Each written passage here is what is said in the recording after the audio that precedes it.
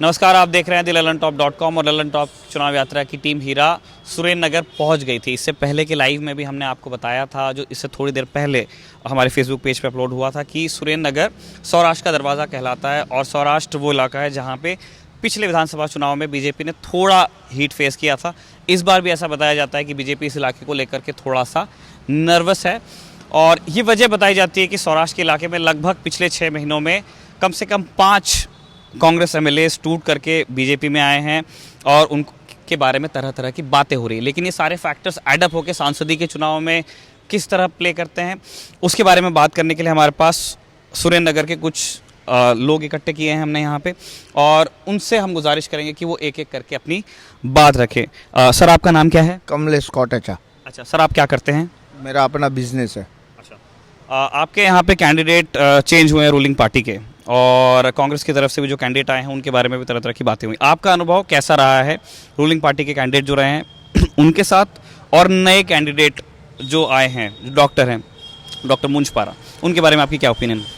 Ruling party ने जो अभी कैंडिडेट चेंज किया है वो उसके लिए ये बात है कि वो जो देवजी भाई फतेहपुरा थे वो कोई काम नहीं करते थे, ग्रांट बेचते थे, ऐसे तरह तरह के आक्षेप उन लोगों पे हुए हैं। ऐसे वो पर्सनल कैंडिडेट पे है। बाकी बीजेपी की जो पॉलिसी है काम न करने की, वो सारी देवजी भाई न जीतने की आशाएं रख, पार्टी को ऐसी दहशत थी कि देवजी भाई नहीं जीतेंगे, इसलिए उन लोगों ने वो मुंजपरा को महेंद्र मुंजपरा को एज अ कैंडिडेट नॉमिनेट किया है। वो डॉक्टर है मगर पॉलिटिकल जो ताकत चाहिए, वो जो लीडरशिप क्रिएट करनी चाहिए, वो मेरे हिसाब से वो नहीं कर सकते। जहाँ तक सोमा भाई की सवाल है, सोमा भाई 45 साल से एक्टिव पॉलिटिक्स में है।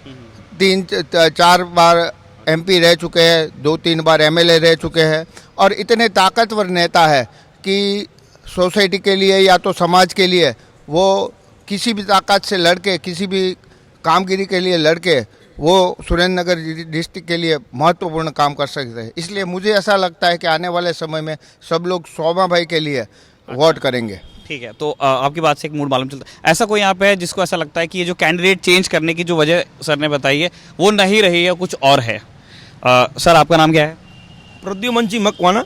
व्यवसाय से मैं वकीलात करता हूँ, वकालत करता हूँ। अच्छा, अभी हमने सुना थोड़ी देर पहले कि बीजेपी को अपने कैंडिडेट इसलिए बदलना पड़ा क्योंकि उनके जीतने की संभावना नहीं थी। आपको भी ऐसा ही लगता है क्या?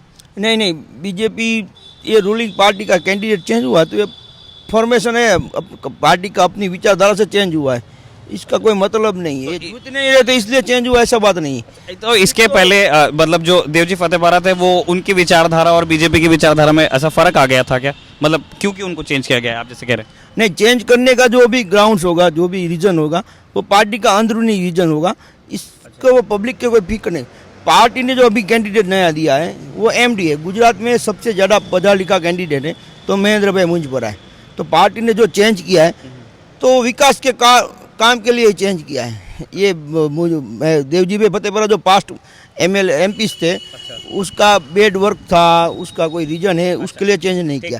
पार्टी ने जो भी चेंज किया है वो अपने हिसाब से चेंज किया है, ये परफॉर्मेंस के हिसाब से चेंज नहीं किया है। ये जो बात है वो जैसे मतलब जैसे चूंकि आप वोट करेंगे अभी आने वाले चुनाव में, तो आपने ये जानने की कोशिश नहीं की कि क्यों भाई एक अच्छा कैंडिडेट क्यों बदल दिया? देखिए, राजनीति में पढ़े लिखे लोग ज़्यादा आए, सज्जन लोग ज़्यादा आए, ये रवैया होना चाहिए। बीजेपी ने ये रवैया पसंद किया, पढ़े लिखे इंसान को यहाँ चुनाव में खड़ा किया। गुजरात का सबसे ज़्यादा पढ़ा लिखा इंसान है तो महेंद्र मुंजपरा एमडी है, तो we will vote for BJP. अच्छा, कोई कारण नहीं। अच्छा ठीक है, ये कैंडिडेट के पढ़े लिखे होने के अलावा कोई वजह बीजेपी ने दी है यहाँ से दोबारा जीतने की आपको? मतलब स्पेसिफिक टू सुरेंद्र नगर आपके सांसद सीट पे क्या ऐसे अच्छे काम रहे हैं जिनकी वजह से आपको लगता है कि मैं दोबारा वोट दे दूंगा? काम जो भी करता है वो एमपी नहीं करता, पूरी गवर्नमेंट काम करता है। एमपी यहाँ का रिप्रेजेंटेटिव होता है। जो गवर्नमेंट की जो पॉलिसी होती है वो सब जगह एक ही हिसाब से लागू होती है, उसका इम्प्लीमेंटेशन जो होता है वो सब एक जगह एक हिसाब से होता है। तो जो बीजेपी ने जो कोई स्कीम दी, जो योजना दी, तो सुरेंद्र नगर लोकसभा को लाभ मिला है। तो हम बीजेपी को वोट करेंगे। ऐसे सर 2-3 काम जो आपको ऐसा लगता है कि सुरेंद्रनगर में ये हुए, और आप बता रहे थे कि सेंटर की कोई स्कीम जिसका फायदा आपके शहर को मिला हो, ऐसे तो बहुत सारे काम होते हैं। ऐसे कोई भी 2-3 भी चलेंगे? नहीं देखो, हम ये बाइफरकेट नहीं कर सकते, हम हमारे फील्ड में वकालत करते हैं, हम तो टाइम मिलता है तो देखते हैं, मगर नहीं, मैं क्या बोल रहा हूँ, जैसे आप लोगों की बहुत सारी नहीं लोकसभा का चुनाव है, बिल्कुल सही बात है। ये लोकसभा का चुनाव है, ये मेरे शहर का चुनाव नहीं है, ये मेरे म्यूनसिपालिटी का चुनाव नहीं है। मुझे जो क्राइटेरिया देखना है वो मेरे देश का क्राइटेरिया देखना है, मेरे देश के लिए जो बेहतरीन है उसको मैं चुनूंगा। बिल्कुल बराबर आपने मेरे शहर का कभी मैं I don't want to comment regarding my city. अच्छा नहीं, मेरे पूछने का वजह थी, बिल्कुल सही बात, देश का चुनाव तो हो ही रहा है और देश की गवर्नमेंट भी बनेगी, लेकिन ऐसे आप सांसद, क्योंकि आपने बताया कि वो शहर का रिप्रेजेंटेटिव होता है, तो जैसे अगर मैं वोटर रहता कहीं का तो मैं ये बोलता कि भाई हमारे सिटी में क्या क्या सांसद जी ने काम करवाया। मैं म्यूनसिपालिटी चुनाव में डिस्कस करूंगा, ये मेरे देश का चुनाव है, मैं देश के लिए वोट करूंगा और मैं बीजेपी को ही वोट दूंगा। लेकिन सर जो जैसे सुरेंद्रनगर के वो इलाके जो एसएमसी के अंडर नहीं आते हैं या म्यूनिसिपल कमेटी नगर पालिका जो भी है लोकल बॉडी के अंडर नहीं आते, तो वो तो लेकिन उनका फिर क्या होगा? उनके लिए तो सांसद जी को ही काम करना पड़ेगा। की अलग अलग सोच होती है, वो अपने हिसाब से वोट करता है। मैं शहर का रहने वाला हूँ, मैं शहर के हिसाब से सोचता हूँ, गांव का रहने वाला गांव के हिसाब से सोचता है। जो भी वोट करेगा देश के लिए वोट करेगा, मेरा ये कहना है। लेकिन फिर ये लॉजिक से तो फिर सिर्फ पंचायती के चुनाव बचेंगे ना सर अपने देश में, तो फिर नहीं ऐसा नहीं है। हर चुनाव की अलग अलग अहमियत होती है, ये लोग देश का चुनाव है, देश के हिसाब से ही बात होगी। ठीक है, अब ऐसा और कोई व्यक्ति जो यहाँ पे रूलिंग पार्टी के काम गिनवाने में इंटरेस्टेड हो, आप कहना चाहते हैं? सर आपका नाम क्या है? मैं नरेश केला हूँ, मैं बाय प्रोफेशन चार्टर्ड अकाउंटेंट हूँ। मैं सबसे पहले एक छोटी सी एक एग्जांपल देके मैं आपको मतलब जो गवर्नमेंट का जो वर्किंग स्टाइल है उसके हिसाब से उसका एक छोटा सा एग्जांपल दूंगा। सुरेंद्रनगर डिस्ट्रिक्ट जो है उसके अंदर सिर्फ प्रधानमंत्री आवास योजना के अंदर 250 करोड़ से ज़्यादा रुपए डायरेक्टली डिसबर्स हुए हैं बेनिफिशियरी के अकाउंट में without single rupee of any kind of kickback. जब मुझे याद है कि आज से 30 साल पहले कांग्रेस के वड़ा प्रधान माननीय स्वर्गीय राजीव गांधी जी ने बोला था कि मैं दिल्ली से 1 रुपया भेजता हूं और यहाँ 15 पैसा मिलता है। वो तो अलग सुनिए प्लीज कंप्लेन लेट मी अगर आप बीच में नहीं डिस्टर्ब करेंगे तो आज ये पोजीशन है कि 250 करोड़ रुपए ऑफिशियल फिगर है, आप कहीं पे भी जाके सर्च कीजिए। सिर्फ डिस्ट्रिक्ट की बात कर रहा हूँ मैं और कहीं नहीं, पूरे इंडिया लेवल का अमाउंट तो बहुत बड़ा है, एंड यूजर के अकाउंट में जा रहा है विदाउट एनी मिडलमैन और एनी काइंड ऑफ करप्शन। ये छोटी अमाउंट नहीं है, you can not imagine this before. एक बात प्रधानमंत्री आवास वाली हुई, ठीक है जी, जैसे बात हुई कि और क्या गवर्नमेंट की कामगिरी मतलब स्पेसिफिक बता रहा हूँ। गरीबों की जो चिंता इस गवर्नमेंट ने की है उसका एक दूसरा एग्जांपल बताता हूँ मैं सर आपको कि जन औषधि योजना जिसके अंदर पूरे इंडिया भर में करीब 4000 से ज़्यादा मेडिकल स्टोर्स खोले गए और जो गरीब दर्दियों को जो प्राइवेट ब्रांडेड कंपनियों की महंगी दवाएं थी उसकी जगह जेनरिक दवा, उस सेम क्वालिटी की दवा उसको 10% 15% कॉस्ट के अंदर उसको प्रोवाइड कराने का काम चिंता की है, तो ये गवर्नमेंट ने की है। और सुरेंद्रनगर में ऐसा कोई डाटा है जो आपको बताता हो कि सुरेंद्रनगर में कितने सेंटर्स खुले हैं इसकी? About the exact number of stores in the district exact number, पर यहाँ सिटी के अंदर मेरे ध्यान में 5 से 6 स्टोर हैं टोटल। अच्छा जी, तो आपके जो गवर्नमेंट है उसने हेल्थ के सेक्टर में अच्छा काम किया है। मुझे अपने रिसर्च में ये बताया गया है कि यहाँ पे जो अमृत कार्ड होता था उससे सुरेंद्रनगर में सिर्फ एक हॉस्पिटल जुड़ा हुआ है। अमृत कार्ड जो हमारे व्यूअर्स नहीं जानते मैं उनको बता देता हूँ। अमृत कार्ड माँ अमृतम ये वो स्कीम है जो बाद में जाकर के आयुष्मान भारत बनी है नेशनल लेवल पे। तो पहले इसको इसी तरह का सिमिलर आप ये कह सकते हैं कार्ड भामाशाह कार्ड राजस्थान में भी हुआ था, माँ अमृतम कार्ड ये हुआ और फिर उसके बाद आयुष्मान भारत आया। जिसके बारे में मुझे ये बताया गया है कि सुरेंद्रनगर में सिर्फ एक हॉस्पिटल है जहाँ पे इस कार्ड से टाई अप है और वहाँ पे भी बड़ी सर्जरीज नहीं हो पाती हैं। ठीक है, आप जो let me please complete. Ayushman Bharat जो योजना है जो माननीय वड़ा प्रधान जी ने थोड़े समय पहले उन्होंने लॉन्च किया, वर्ल्ड की सबसे बड़ी हेल्थ केयर योजना है सर, और 125 करोड़ का देश है। To reach out to the last corner of the country, it would take some time. पर बिल्कुल, बिल्कुल। इनिशिएटिव देखो, एक इनिशिएटिव, एक चीज होती है कि आप इनिशिएटिव ले रहे हैं, आपके दिमाग में गरीबों के लिए चिंता है, और तीसरा एक ये हेल्थ का जो बात हुआ, आज 10 करोड़ से ज़्यादा फैमिली को इसके अंदर ऐड करने का गवर्नमेंट का टारगेट है। 10 करोड़ फैमिलीज होते हैं, 50 crore 50% of the total population would be covered अंदर आयुष्मान भारत। मतलब आप अगर ब्रिटेन जैसे या अमेरिका जैसे देश देखें, 10 कंट्रीज इसके अंदर आ जाएंगे, ब्रिटेन जैसे कंट्री। दो तीन चीज़ें आप बहुत दुरुस्त तरीके से आप अपनी बात रखते हैं, फैक्ट्स एंड फिगर्स, क्योंकि आप सीए हैं, लेकिन आपकी बात को दो कॉन्टेक्स्ट मुझे देना बहुत ज़रूरी है। एक आपने कहा था जो राजीव गांधी वाला बयान था, और आपने उसको आज के तरीके से कंपेयर किया था। उसमें एक राइडर देना ये ज़रूरी है कि राजीव गांधी ने जो कहा था वो एक जुमला था, ठीक है। हम कई बार मुहावरे में कहते हैं, जब हम कहते हैं खून की नदियाँ बहाना, तो खून की नदी नहीं बह रही होती है। प्लस अगर वो डायरेक्ट बेनिफिट ट्रांसफ़र की तरह की स्कीम होती तो 1 रुपया शायद दिल्ली से सुरेंद्रनगर आया होता। लेकिन जो चीज़ नहीं हुई है उसके बारे में मुझे नहीं लगता है कि 2019 में कमेंट किया जाता है। वन, दूसरी चीज़, जब हम किसी आप ये कहिए कि जब हम हिंदुस्तान जैसे किसी डेवलपिंग देश की स्कीम्स को विकसित देशों से कंपेयर करते हैं, तो हम लोग उसकी पूरी भूमिका को नकार देते हैं कि किस माहौल में वो स्कीम लॉन्च हो रही है। तीसरा, एक शिकायत मेरी छोटी सी ये थी कि हम बहुत नेशनल हो रहे हैं बातचीत करने में, और सही भी है, देश का चुनाव है, लेकिन ऐसे स्पेसिफिक टू सुरेंद्रनगर ऐसे क्या काम रहे हैं जिस वजह से जीतना चाहिए था यहाँ के कैंडिडेट को? उसका जवाब मुझे बहुत सारा वक्त देने के बाद में नहीं मिला है। और कोई लोग जो अपनी बात रखना चाहते हैं, मैं आपके पास लौटूंगा सर। सर, आप क्या करते हैं? मैं बिजनेस करता हूँ। आप भी बिजनेस करते हैं, और आप सुरेंद्रनगर के ही शहरी हैं। कितना वक्त हो गया आपको यहाँ पे? मैं जन्म से ही यहाँ हूँ। अच्छा, तो यहाँ आपको काम कैसा लगा है सरकार का? आपके स्पेसिफिक, मैं एमपी जो है आपके रहे हैं उनके बारे में पूछ रहा हूँ। एमपी ने तो ऐसा कुछ काम किया नहीं। जो रेगुलर ग्रांट आती है वो देते हैं, 5 करोड़ उन्हें साल में मिलते हैं, वो बांट देते हैं उनके कार्यकर्ताओं को पूछ के। स्पेसिफिक जहाँ ज़रूर होती है वहाँ कोई ऐसा डेवलपिंग काम नहीं हुआ। एमपी की फ़र्ज में ये नेशनल इलेक्शन है, ठीक है, लेकिन लोकल मुद्दे भी उसकी हमारा प्रतिनिधि है, तो उसको ही लोग बोलेंगे। ये किसान यहाँ ज़्यादा है। 75% जो डिस्ट्रिक्ट है वो कृषि से जुड़ा हुआ है। कृषि के लिए क्या किया?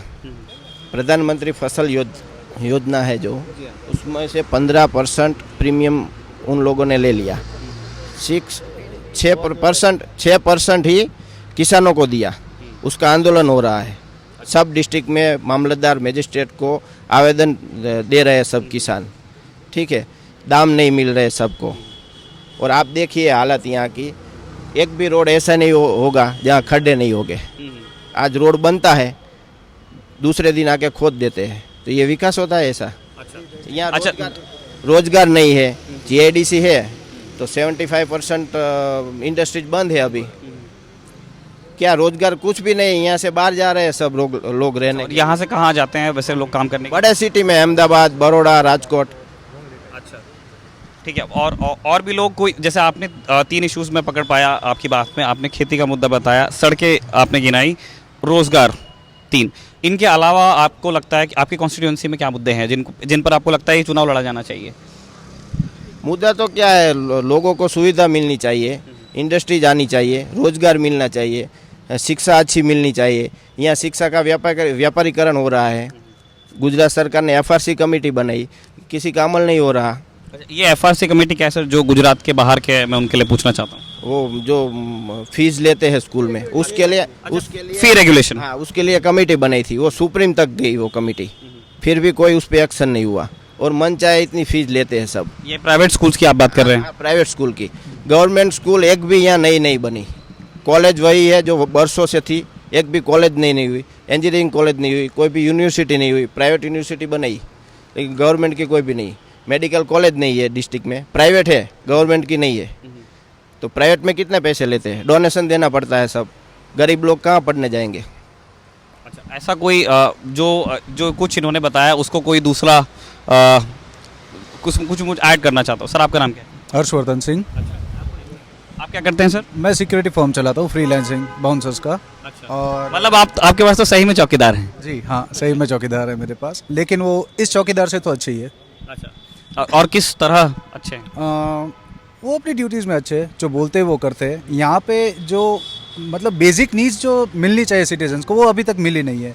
जैसे स्टेशंस है, रोड्स है, एजुकेशन है, सब जैसे इन्होंने बोला, ठीक है। मेरा एकेडमिक यहीं पे हुआ है। मेरे टाइम पे पूरा कॉलेज हरा भरा रहता था स्टूडेंट से। आज के टाइम पे आप जाके देख लो, गिनती के स्टूडेंट्स आपको मिलेंगे। कौन से सेशन की हम बात कर रहे हैं आपका टाइम जब? कोई भी आप फील्ड ले लो, मेरा वो 4-5 साल। अच्छा।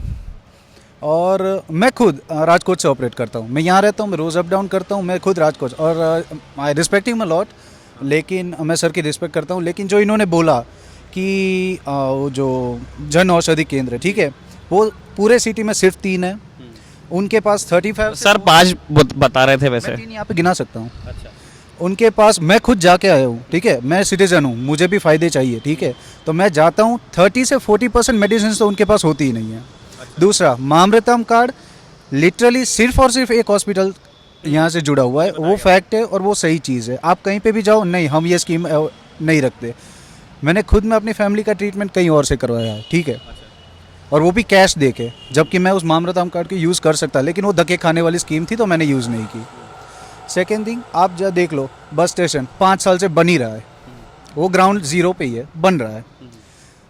आई थिंक जहाँ तक मेरा नॉलेज है, सूरत में गुजरात का सबसे बड़ा फ्लाईओवर बना, वो कुछ 2.5 या 2 साल में बन गया था। हमारा 5 साल से छोटा सा है, सबसे छोटा सा है, लेकिन 5 साल से बन ही रहा है। अच्छा। दूसरी चीज़, शायद काफ़ी सारे लोगों को झूठ लगेगी, लेकिन इट्स अ फैक्ट कि उस फ्लाईओवर का ऑन ग्राउंड सर्वे हुआ ही नहीं है। सारे डॉक्यूमेंट, सारे सर्टिफिकेशन, सारे अप्रूवल्स सिर्फ और सिर्फ ऑफिस में हुए। आप किसी को भी रोड पे जाते, कौन से इलाके में बन रहा है ये फ्लाईओवर? बस यहीं गोकुल के पास, जो हमारा मेन रोड है, जो मेन रोड है। और दूसरी चीज़, वहाँ पे ये चीज़ होती है कि दोनों तरफ से ट्रैफिक आ जाता है, तो वहाँ पे सफिशिएंट ट्रैफिक पुलिस भी नहीं होती। आप कल आइए मेरे साथ, आपको मैं ऑन रोड में ये सारी सिचुएशंस दिखाने को तैयार हूँ। ऑन ग्राउंड ये लेवल सारी जो चीज़ें हैं यहाँ पे, जो आपके रिप्रेजेंटेटिव्स रहे हैं, देवजी फतेहपुरा भी थे MP 5 साल तक के, क्या ये उन तक कन्वे नहीं हुआ था? एक चीज़ बताऊँ, 5 साल में मैंने उनको नहीं देखा।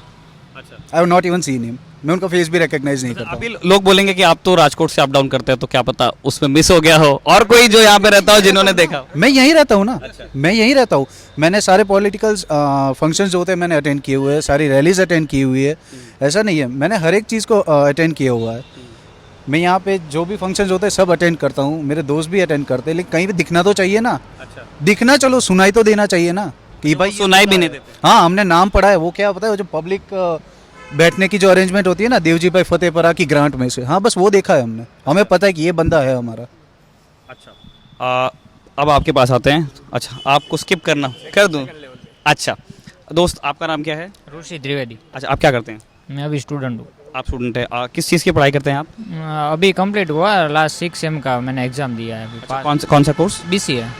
BCA। और क्या ये एक पब्लिक यूनिवर्सिटी से था या एक प्राइवेट यूनिवर्सिटी से? नहीं, प्राइवेट था।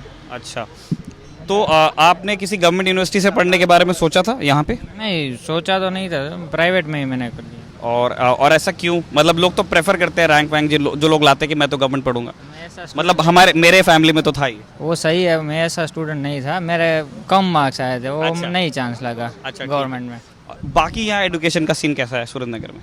नहीं, वैसे तो अच्छा है, पर वो बाकी कॉलेजों में सब पढ़ाते नहीं पढ़ाते। अच्छा 2-3 कॉलेज है अच्छे, तो बाकी सब में वो एवरेज है, वो बहुत अच्छा नहीं है। हाँ। आप क्या करते हैं सर? अच्छा, आपसे कर लेते हैं। सर आपका नाम क्या है? राजू दोषी। आप क्या करते हैं सर? मैं प्रोफेशन से लॉयर हूँ। अच्छा, आप भी वकील हैं, ठीक है। हाँ, आपके हिसाब से आपके इलाके के मुद्दे क्या हैं?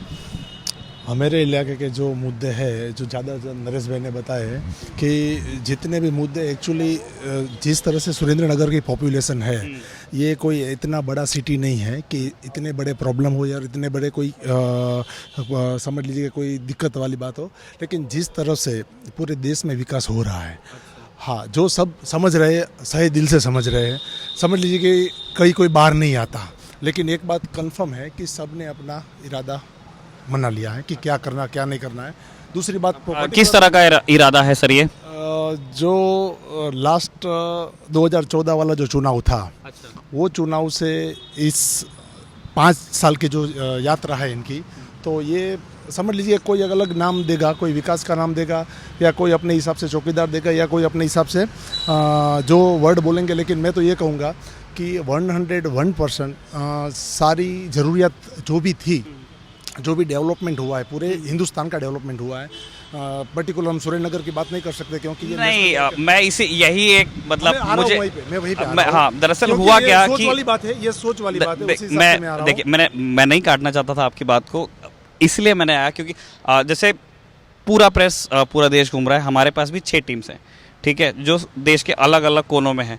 तो हम जो आज सुरेंद्र नगर में, तो हम लोगों की कोशिश है कि स्पेसिफिक बात हो थोड़ा सुरेंद्र नगर से लेकर के। तो मैं यही जानना चाहता था कि ये 5 साल में आपको क्या क्या मिला आपकी सरकार से, और क्या क्या वो वजह देता है आपको दोबारा इलेक्ट करने की या कोई दूसरा कैंडिडेट के लिए जाने की? अब 5 साल पहले की जो बात करें तो क्योंकि अभी एक सर थे, कहाँ गए, जो चौकीदार हैं, वो बहुत सारे इश्यूज गिना रहे थे, तो क्या आप उनसे अग्री नहीं करते? वो भी कहते हैं कि मैं भी इसी शहर का हूँ, आप भी इसी शहर के हैं, तो ऐसा आपने भी बोला कि हर व्यक्ति की सोच अपने हिसाब से होती है। अरे नहीं, बिल्कुल सोच होती है, लेकिन तथ्य तो बदल नहीं जाएगा ना। अब जैसे ये सोच पे डिपेंडेंट नहीं ना, ये कलर तो काला ही है, वो पूछ रहा हूँ मैं वही बता रहा हूँ कि समझ लीजिए कि उनको ये लग रहा है कि कोई विकास नहीं हुआ या कोई प्रॉपर मुद्दा नहीं है, लेकिन मैं आपको ये बता रहा हूँ कि सुरेंद्र नगर में आज से 5 साल पहले जो पब्लिक की जो परिस्थिति थी, जो यहाँ की कोई प्रॉब्लम थे, वो आज एक साथ कोई काम नहीं होता, फास्ट जो होता है वो।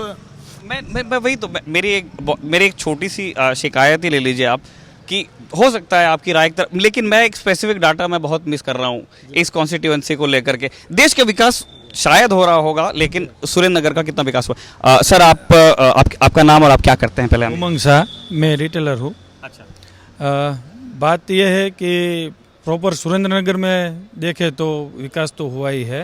भूगर्भ गटर बनाया पूरा सुरेंद्र नगर में, पानी का लाइन भी डाला है। सब ये सब बोलते हैं कि रोड खड्डा है, ये है, भूगर्भ गटर बनाएंगे तो खड्डा निकलेगा ही, फिर उसके ऊपर रोड भी बना है, सब है, सुविधा तो सबको मिली है। अभी पहले जो पानी आता था वो नीचे डोल से टब से लेना पड़ता था, अभी फर्स्ट फ्लोर पर जा रहा है, ऐसा फोर्स में पानी आ रहा है। तो ये तो लोकल बॉडीज के काम होंगे मेरे ख्याल। हाँ, मैं अभी क्योंकि अभी ऐसे नेशनल पॉलिटिक्स की बात चल रही है, एमपी चुन के अभी दिल्ली भेजने वाले हैं, आपके एमपी ने क्या क्या काम करवाए हैं? एमपी ने तो काम करवाई ही है। वहाँ पर जो सांसद है, ये हमारा जो अभी नया कैंडिडेट है वो तो एमडी है। नहीं, ये तो अभी बनेंगे या नहीं बनेंगे, लेकिन जो है उन्होंने क्या क्या किया? उन्होंने तो काम तो किया ही है। ये सब भूगर्भ गटर की जो योजना है, ये सब है उसमें। मैं इसलिए पूछ रहा हूँ क्योंकि जैसे मैं पहली बार अपनी लाइफ में सुरेंद्र नगर आया हूँ, तो मुझे नहीं पता है कि उनके क्या क्या काम है। तो और आप लोग लोकल है तो आप लोग जानते होंगे, मैं इसलिए आपसे पूछ रहा हूँ। जो ये काम जो है सिटी का, जो विकास का, उसमें उनका भी हाथ तो है, तो तभी तो ये बनाया है। हाँ, ठीक है, मुझे एक हिस्सा मिला है जब आपको, मैं लौटता हूँ उधर। अच्छा, आप जोड़ना चाहते, आपका नाम क्या है सर? केकिन गणात्रा। अच्छा, आप क्या करते हैं सर? कंप्यूटर वेंडर हूँ और टूरिज्म बिजनेस भी है। अच्छा, अभी इसमें देवजी भाई फतेहपुरा का आपका स्पेसिफिक क्वेश्चन है, तो मैं वहाँ से शुरू करता हूँ, फिर अपन डेवलपमेंट पे जाते हैं। तो देखिए, एमपी का जो रोल है उसमें क्या चाहिए, वो ग्रांट उसको लाना है, जो एमपी के बेस पे होना है। उसमें उसने जो अपना इतने साल से अपना रेलवे स्टेशन है न्यू जंक्शन हमारा, तो वहाँ पे जो है यू हैव टू स्टेयर चढ़ के ही आपको नेक्स्ट प्लेटफॉर्म पे जाना पड़ता है। उधर उसने लिफ्ट का इनॉग्रेशन किया last year. I was present there. अच्छा, लिफ्ट आई मैंने उसने किया ऐसा नहीं बोल रहा हूँ, वो उसका एक कर्तव्य का भाग है कि उसको क्या फैसिलिटी मिसिंग है, जो अपने ही सिटीजन ने किसी ने एड्रेस किया, तो वो ग्रांट में से उसको वो अलॉट किया और उन्होंने इनोग्रेट किया। ठीक है, एक लिफ्ट हो गया, 1। फिर एक रैंप बना, जो उसके पहले 3 साल पहले वो रैंप पूरा ऐसे स्लाइडिंग रैंप बनाया। अच्छा। तो वो सुविधाजनक हो गया। ठीक है, अभी उसका गार्डन फेंसिंग है, जो बाहर की साइड जो रेलवे इंजन है पुराना, उसको सब कलर मॉडिफाई करके एक अट्रैक्शन खड़ा किया जी। वो उसका बेसिक उसका रोल था, उसने जो भी उसको खुद नहीं किया। अब रेल सुविधा लेके आए, ठीक है, और अपने को जो डाइवर्जन चाहिए था एज ए ट्रैफिक, ये मेन ट्राम रोड है, ट्रामवे रोड, यहाँ से अपन टावर तक या कलेक्टर का ऑफिस तक जाते हैं, और कोई फैसिलिटी नहीं था ट्रैफिक को डाइवर्ट करने का। तो अपने को रिवर फ्रंट मिला, वो 5 साल में या 6 साल में ही ये हुआ है। उसमें आप म्यूनसिपालिटी भाजपा बोल सकते हो, नरेंद्र मोदी बोल सकते हो, या एंटायर गुजरात का अपना सीएम आनंदीबेन थे कि उसके पहले अपने नरेंद्र मोदी थे, जो भी है पूरा 500 अभी अभी अभी मेरा टॉपिक फतेहपुरा साहब है। बस हो गया ना। 550 करोड़ का इधर ग्रांट हुआ है सभी काम के लिए, उसमें रिवर फ्रंट रेडी हो गया है। दूसरा एक्सटेंशन लास्ट अपन 6 महीने पहले के 12 महीने पहले वो ग्रांट दे दिया कि जो अपन सर्किट हाउस तक लंबा हो जाएगा, ये तो ट्रैफिक वहाँ से निकल जाएगा। रही बात है बस स्टेशन की, तो उसमें ऐसा अनाउंस हुआ था तोड़ने से पहले कि वो पीपीपी मॉड्यूल पे काम करना है, पब्लिक प्राइवेट पार्टनरशिप। तो उसमें अपने ही लोग जो बिल्डर हैं इतने बड़े बड़े, तो वो अपना खुद का इन्वॉल्वमेंट नहीं ले रहे हैं। उसमें कॉमर्शियल कॉम्प्लेक्स बनता है, आप अहमदाबाद देखा है, अहमदाबाद में अहमदाबाद वैसे मैं स्वयं अभी गया नहीं हूँ, मैं जाने वाला हूँ। आप समझ लो कि पीपीपी मॉड्यूल क्या चीज़ है, वो तो 2 मिनट समझा दूँ।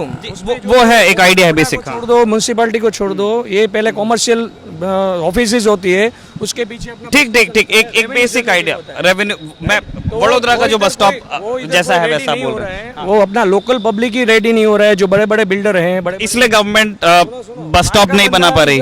बाहर का बंदा इधर आके कमाना चाहता है तो इधर के लोग उसको आने नहीं देते पीपीपी मॉड्यूल के अंडर, क्योंकि ऐसे एक मिनट हमें क्या मैं- मिलेगा? बिल्कुल मैं ये बस बहुत स्टेशन खड़ा पड़ा है, बस स्टेशन ऐसे ही खड़ा पड़ा है, उसका रोल अपन ही है, सुरेंद्रनगर की सिटीजन ही लागू होती है उसमें। मैं एक चीज ये एक बहुत गंभीर आक्षेप है। मैं जानना चाहता हूं कि ऐसे कौन से लोग हैं जो सुरेंद्रनगर में ही रहते हैं और सुरेंद्रनगर का बस स्टॉप नहीं बनने दे रहे हैं। नहीं बनने दे रहे, नहीं वो जो खुद इन्वॉल्व नहीं हो रहे, किसी को इन्वॉल्व होने नहीं दे रहे, आप समझो। नहीं, जैसे आपकी बात मैं मोटा माटी समझ गया, लेकिन क्या आप ऐसे लोगों को तो कमाने का ये उसमें बिल्कुल नुकसान बिल्कुल नहीं है। मैं चाहता हूं कि ऐसे लोगों को एक आप माइक में नहीं बोलेंगे तो सुनाई नहीं है। रेंट मैं बोल रहा आएगा, हूँ जी, रेंट मैं आएगा, समझ गया। कॉमर्शियल मैं कह रहा हूँ कि क्या आपने ऐसे लोग आइडेंटिफाई किए हैं जो इस शहर के दुश्मन हैं?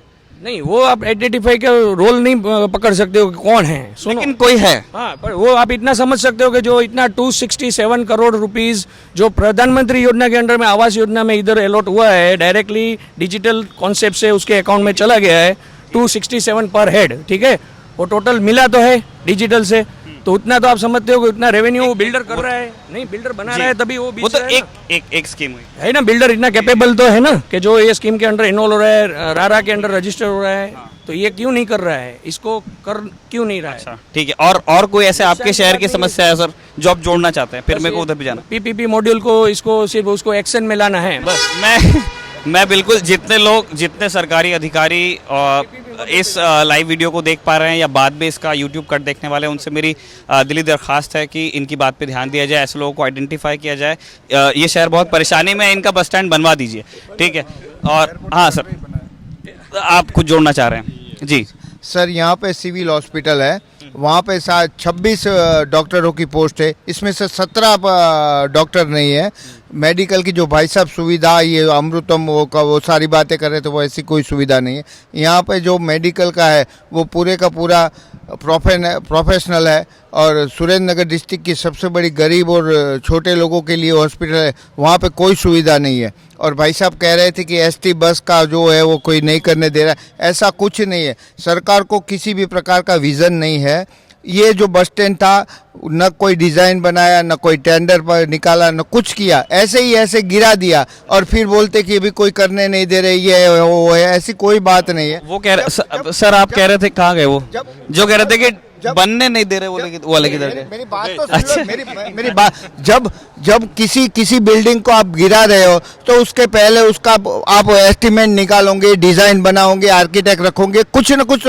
ऐसे इन लोगों ने गिरा दिया, अब बोलते हैं कि टेंडर इश्यू हो रहा है, टेंडरिंग हो रही है, टेंडर इश्यू एक्सेप्ट नहीं हो रहे। ऐसे सब पिछले 5 साल से सारी बातें चल रही, और हर बार कोई न कोई नहीं, कुछ प्लानिंग किए बिना, कुछ आयोजन के बिना ये सारा बस स्टैंड गिरा दिया। अभी गांव के जो छोटे लोग हैं, जो एसटी से ट्रैवलिंग करते, वो सब धूप में खड़े हैं, बरसात में भीग रहे हैं। ठीक है, मैं 2 चीज़ों पे रिएक्शन। एक तो ये बस स्टैंड वाला मुद्दा भी सुलझना बहुत ज़रूरी है, पहली चीज़, क्योंकि यहाँ पे एक डिबेट है कि बस स्टैंड का डिज़ाइन बना था कि नहीं, पहली चीज़। दूसरा, जो बीजेपी की तरफ से जो कैंडिडेट अनाउंस किए गए हैं, आपने कहा बहुत पढ़े लिखे हैं, एमडी हैं, डॉक्टर हैं।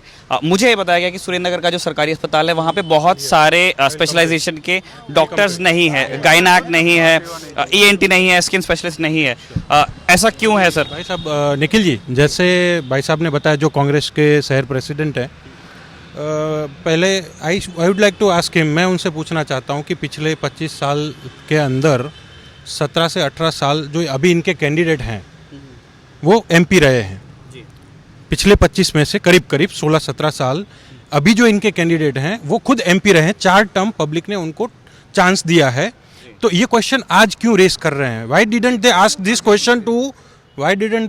Question to their existing candidate कि भाई साहब आपको पब्लिक ने 4 टर्म टाइम दिया, आपने ये हॉस्पिटल का मैटर क्यों स्टेट गवर्नमेंट या जिस टाइम पे जो सेंट्रल गवर्नमेंट थी उसके सामने क्यों रेज नहीं किया और सॉर्ट आउट नहीं किया? दूसरी बात पूछते हैं उनको, वो 4 टर्म का बताएंगे, आप 1 टर्म का बताइएगा। भाई साहब ने बोला कि मैंने अपने जो सांसद थे पुराने देवजी फतेहपुरा साहब, उनको मैंने नहीं देखा है। ठीक है, अभी मैं भाई साहब को एक फैक्ट और बताना चाहता हूँ, शायद उनकी नॉलेज में नहीं है, कि पिछले 5 साल कंटिन्यूड जिला पंचायत की जो प्रेमाइसिस है वहाँ पे देवजी फतेहपुरा जी का कार्यालय 5 साल 2 पर्सनल असिस्टेंट के साथ कार्यरत रहा है। और कोई भी आदमी जाने वाला है उसको उनका बकायदा रिकॉर्ड मिलेगा। लेट मी प्लीज़ कंप्लीट, आपके टाइम पे मैं बीच में नहीं बोल रहा था, है ना, प्लीज़। तो आज भी आप जाएंगे, you will get the entire data of who, कौन से लोग कब आए, किस काम के लिए आए, उनको क्या रिप्लाई दिया गया। अभी दूसरी बात, रेलवे के अंदर आपने बताया कि भाई ये ब्रिज का, मैं आपको शायद मालूम नहीं है, अहमदाबाद से मैंने नहीं बताया, साहब ने बताया, भाई साहब ने बताया, उस पर भी मैं ऐड करना चाहता हूँ। अहमदाबाद से राजकोट अभी वाइडनिंग का काम चल रहा है, ट्रैक वाइडनिंग का। ठीक है, अभी 30 से ज़्यादा नेशनल लेवल की जो ट्रेन्स हैं अहमदाबाद आके स्टॉपेज हो जाता है। अभी वहाँ पे कंजेशन बहुत ज़्यादा है। लास्ट 5 साल से गवर्नमेंट इस काम पे काम कर रही है कि ये जो रूट वाइडनिंग होता है, लेन वाइडनिंग, तो राजकोट तक ब्रॉड गेज हो रहा है, शायद मीटर गेज होगा। Please let me complete. Ahmedabad तक आके रुकने वाली 30 से ज़्यादा ट्रेन को राजकोट तक एक्सटेंड किया जाए, तो उसका डायरेक्ट बेनिफिशियरी आज सुरेंद्रनगर डिस्ट्रिक्ट है, क्योंकि सुरेंद्रनगर डिस्ट्रिक्ट से राजकोट डिवीज़न की ट्रेन जाती हैं, जामनगर डिवीज़न की ट्रेन जाती हैं, भावनगर डिवीज़न की ट्रेन जाती हैं। आज दुरंतो जैसी ट्रेन है जिसको सुरेंद्रनगर में स्टॉपेज है, बड़ौदा सूरत में स्टॉपेज नहीं है। सुनो ना, सुनो प्लीज़, आपकी बात पे मैं बीच में नहीं बोला था। आज दुरंतो जैसी ट्रेन है जिसका सुरेंद्रनगर में स्टॉपेज मिला है, अहमदाबाद में स्टॉपेज है, सूरत बड़ौदा में स्टॉपेज नहीं है। तो ये अचीवमेंट है इसके। हाँ, रेल सुविधा की बात हुई। और आप बोलिए, आपको क्या क्या पॉइंट पे क्लैरिफिकेशन चाहिए जो भाई साहब ने अभी रेस किया? दोनों चीजें मैं एक तो आपसे पूछ लेता हूँ, ये कह रहे हैं कि सुमाभाई पटेल भी 4 बार रहे, ठीक है, उन्होंने क्यों डॉक्टर नहीं लाए? तो मैं पहले वो बता दीजिए, फिर उनसे उस टाइम डॉक्टर थे। ये जो बीजेपी, बीजेपी के शासन आए तब से जो मेडिकल था वो पूरा प्रोफेशनल हो गया है। और सबसे पहली बात, मतलब उन लोगों ने प्राइवेट कर लिया है। और जो गवर्नमेंट हॉस्पिटल बोल रहे हो, फिर आप प्राइवेट बोल रहे हो। वो जैसे देखिए, आपकी बात को किसी ने काटा नहीं था। जब कांग्रेस का शासन था तब वहाँ पे डॉक्टर थे। वो भाजपा के शासन आया तब वो जो डॉक्टर वहाँ पे सेवा दे रहे थे वो सारे उन सारे लोगों को मोटिवेट करके प्राइवेटाइजेशन करवा दिया। कहीं भाजपा वाले ने पार्टनरशिप कर दी, वैसा सब है। मुझे देखिए, मुझे अपने हिस्से का जवाब मिल गया। अच्छा, तो वो 4 टर्म का जवाब वो दे रहे हैं, इस टर्म का क्या जवाब है? हाँ, मैं इसी टर्म का आपको दिया ना भाई साहब, मैंने आपको इसी टर्म का दिया भाई साहब। मैं लेन वाइडनिंग का काम रेलवे का। एक मिनट, देखिए स्पेसिफिक 1 by 1 मेरा सवाल। बिल्कुल 5 साल का ही मैं गिना रहा हूँ। हाँ, नहीं, मैं साहब ने अभी बोला कि अभी 3 ही जन औषधि केंद्र हैं। भाई साहब ने बोला, देखिए, उनको पूछिए कि 2014 से पहला एक भी था क्या? ठीक है, नहीं था, अब 3 है, आप क्वेश्चन कर रहे हैं। नहीं, मैं ये क्वेश्चन नहीं कर रहा हूँ। एक मिनट, देखिए, 3 ही क्यों बने?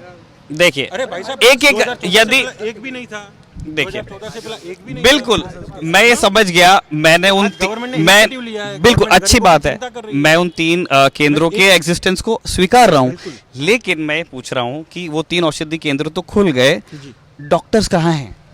डॉक्टर्स का कंटिन्यूस, मतलब पहले केंद्र में जाने के पहले पर्ची तो डॉक्टर से लिखवाना पड़ेगा ना। हाँ, बिल्कुल। वो डॉक्टर किधर है? आज भी आप जाइए, कल सुबह आप रुकते हैं, आप यहाँ पे जो गवर्नमेंट हॉस्पिटल है वहाँ पे भी जाइए, मेडिकल कॉलेज है वहाँ पे भी आप जाइए। सबसे कम कॉस्ट में आज सर्विसेज मिल रही हैं। यहाँ पे एक सीजे हॉस्पिटल है, ट्रस्ट रन हॉस्पिटल है, जिसके अंदर भी आज हज़ारों लोगों को एकदम रीजनेबल कॉस्ट से आज सर्विसेज मिल रही हैं। भाई साहब सुनिए आप, तो ऐसा नहीं, हाँ, डॉक्टर्स की वैकेंसीज होती हैं, रिक्रूटमेंट भी प्रोसेस होता है, it is never ending process. ऐसा नहीं होता है कि आपने एक बार रिक्रूट कर दिया, फिर 50 साल तक कोई रिक्रूट करने की जरूरत नहीं। तो क्या यही लॉजिक हम से इनको हम छूट दे सकते हैं कि 4 टेन्योर तक के रिक्रूटमेंट हो रहा हो? माइग्रेशन की बात की, मैं आपको ऐसे हजारों फैमिली बता सकता हूं जो 1960s में भी इंडिया से माइग्रेट हुए, 70s में भी इंडिया से माइग्रेट हुए, 80s में भी इंडिया से माइग्रेट हुए। तो migration is a natural process. और लोग सुरेंद्रनगर से अहमदाबाद भी माइग्रेट करते हैं, अहमदाबाद वाले मुंबई भी माइग्रेट करते हैं, मुंबई वाले दुबई लंदन भी माइग्रेट करते हैं और अमेरिका भी माइग्रेट करते हैं। इसका मतलब ये नहीं होता कि कोई सिटी खराब हो जाता है। मैं इनका एक और क्लेम काउंटर करता हूं कि लोग माइग्रेट कर रहे हैं। 2012 से लेके 2017 तक वडवान कॉन्स्टिट्यूंसी के अंदर वोटर्स हैव रोज बाय 50,000, 2,30,000 से 2,75,000 voters, which is more than double than the national average population.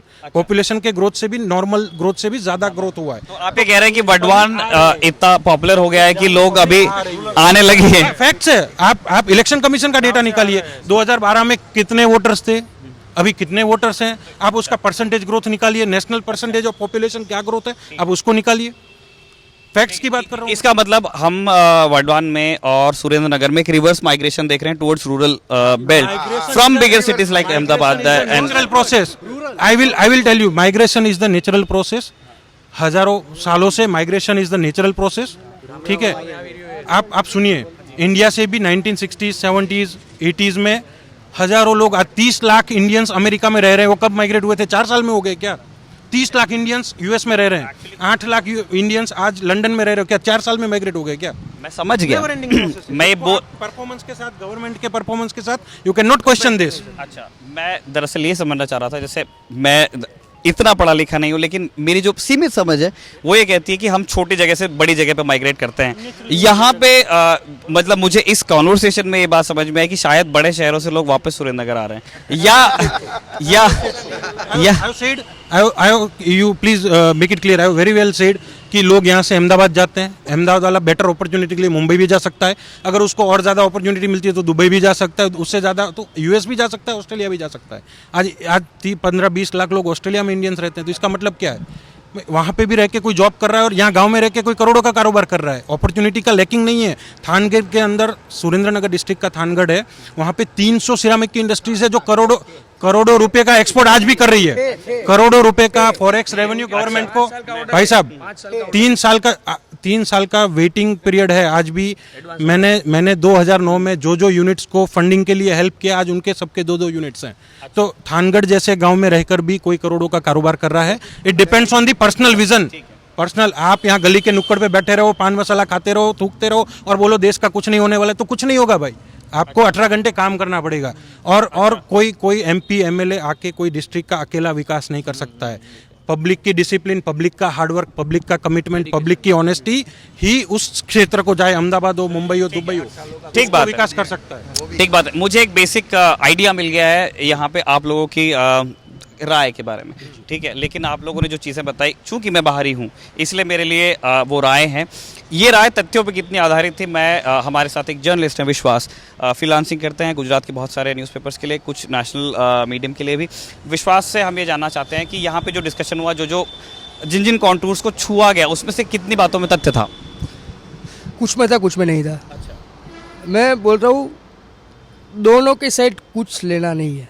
मैंने एक जहाँ पे एजुकेटेड उम्मीदवार है वहाँ पे पॉलिटिकल विज़न नहीं है, जहाँ पॉलिटिकल विज़न तो नहीं है, एजुकेशन भी नहीं है। माने पब्लिक कंफ्यूज्ड है। कोई भी उम्मीदवार मेरिट वाला नहीं है कि इसको ही देंगे तो अच्छा हो जाएगा। दूसरी बात सुरेंद्रनगर सिटी की, हम सिटी पे खड़े हैं, सभी लोग सिटी के रहवासी है। रोड नहीं है, पानी 4 दिन पे आता है, गटर का काम 5 साल से चल रहा है, पुल का काम 5 साल से चल रहा है। प्राथमिक सुविधाओं के नाम पे कुछ नहीं है। सांसद का उसमें इंटरफेरेंस नहीं होता है, वो भी हम मानते हैं, लेकिन सांसद भी इंटरफेयर कर सकते हैं उसमें, उन्होंने नहीं किया था इतने साल में। तीसरी बात रही पूरे जिले के इंफ्रास्ट्रक्चर डेवलपमेंट की। थान था सिरामिक में, पिछले 3 साल में शायद 4 बार स्ट्राइक हुई वहाँ पे कोल की वजह से। थान जो बहुत बड़ा सैंडस्टोन और सिरामिक सभी काफ़ी इंडस्ट्रीज वहाँ पे थी, वो अच्छी चल भी रही है अभी। वह ऐसा नहीं बोल रहा कि बंद हो गई है, कब अच्छी चल रही है अभी भी, लेकिन जैसा 10-12 साल पहले चल रही थी वैसा वहाँ का मार्केट नहीं रहा है। एक्सपोर्ट भी होता है वहाँ से, पोलैंड और स्वीडन जैसे देश में भी एक्सपोर्ट होता है वहाँ से सिरामिक, लेकिन नहीं, वो बढ़ना चाहिए जो ग्रोथ, वो नहीं हो रहा है। एजुकेशन में भी थोड़ा बैकवर्ड है। दिक्कतें तो काफ़ी सारी है।